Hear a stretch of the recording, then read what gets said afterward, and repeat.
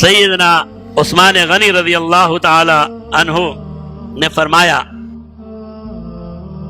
کہ جناب نبی کریم صلی اللہ علیہ وسلم نے، بعض علماء نے فرماتے ہیں حدیث میں یہ قصہ موجود ہے، ایک عابد بنی اسرائیل کے ایک عابد کا قصہ سنایا۔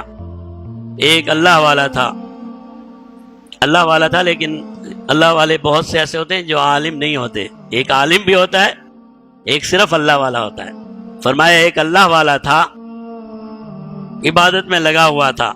مختلف زاویوں سے یہ قصہ آیا ہے، بہرحال مختصر یہ ہے، ایک عورت اس پر فریفتہ ہو گئی ہے۔ لوگوں نے کہا بھئی اس کو کسی طرح پھنسا۔ اس عورت نے اس کے پاس جا کے کہا کہ بھئی میں تجھ سے ملنا چاہتی ہوں۔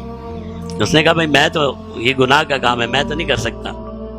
چلی گئی۔ پھر اس نے ایک ہیلا بنایا، ایک پورا جال بنا، ایک اپنی خادمہ کو صلی اللہ علیہ کے پاس بھیجا، اور اس خادمہ نے کہا کہ بھئی ایک مقدمہ ہے جس میں آپ کی گواہی چاہیے، تو آپ آئیے اور گواہی دیجئے۔ تو گواہی دینا تو نیکی کا کام ہے۔ اس نے کہا جی چلو۔ وہ خادمہ اس کو لے کے چلی اس کمرے میں جہاں وہ عورت تھی۔ کہتے ہیں کہ بھئی پہلا دروازہ آیا، خادمہ نے بند کر دیا، دوسرا آیا اسے بھی بند کر دیا، تیسرا آیا اسے بھی بند کر دیا، چوتھے کمرے میں وہ عورت بن سور کے بیٹھی ہوئی تھی۔ اس نے کہا بھئی میں نے تجھے کہا تھا کہ تو مجھے سے کچھ کر لے، تو نے کیا نہیں۔ اب یہ تین باتیں، یہ بچہ ہے چھوٹا سا بچہ، یا تو اسے قتل کر دے، یا میرے سے زنا کر لے، یا یہ شراب پڑا یہ پی لے۔